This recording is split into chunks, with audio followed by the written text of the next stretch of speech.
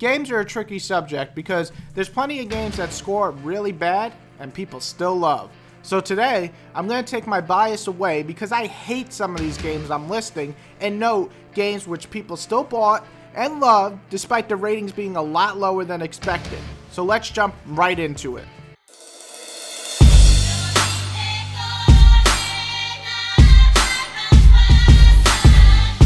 Coming in at number 5 is Dragon's Dogma. This one didn't score all that bad. A 75 is a very respectable score from game rankings. However, I think most would agree based on previews, we expected way more. So when we got this game, and the scores trickled out with 6s and 7s, many took to arms and defended it.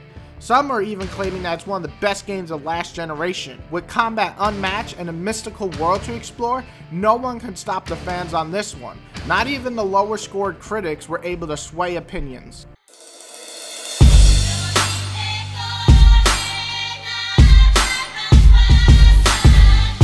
Coming in at number 4 is Warriors Orochi. Some Dynasty Warriors games scored okay, especially the earlier ones. However, this series is known to score pretty terrible.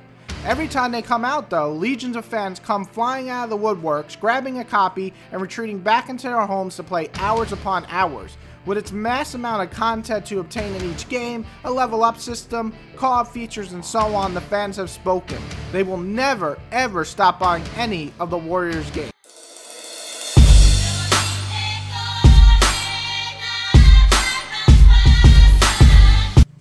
Number 3 has to be just about any Sonic game. I'm going to be broad here because there's some good ones like Sonic 1, 2, and Adventures, and even a few others. However, shit like Shadow the Hedgehog, Sonic Black Knight, Sonic 06, and so many more deserve all the hate they get.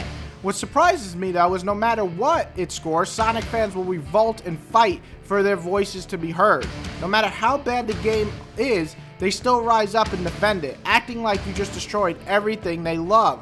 These games are protected by a certain gamer, and the critics can give all the 3s and 4s they want. These fans will not back down.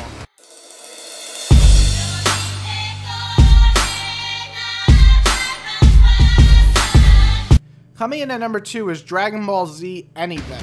Dragon Ball is considered sacred to a lot of people. Their games are split though, either being pretty good or garbage. Lately, we gotten a lot of awful titles. However, that doesn't stop gaming fans from buying, enjoying, and voicing their views on these games. It seems even when the critics, myself included, give these games 5s and 6s, they are still bought and loved by millions of people.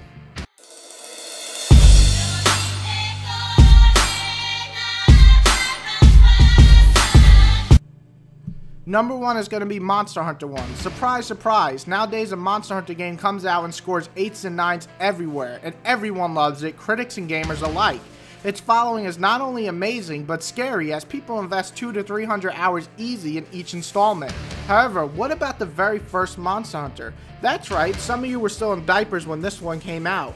It didn't score very well. In fact, I believe IGN or one of the big sites said it's one of the worst games of that year, scoring 4s and 5s on some sites even. While it had a cult following, myself included, it was not well received.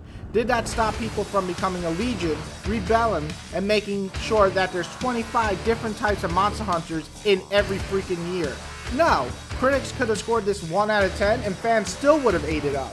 This one, of all the games I listed, surprised me the most because it started off bad and got better, and people loved it from the start, and you don't see that often when the first game doesn't start very well.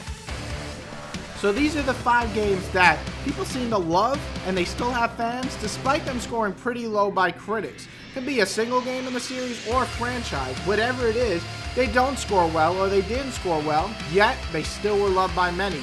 So list games that you know were not liked by critics and still loved by millions of gamers out there.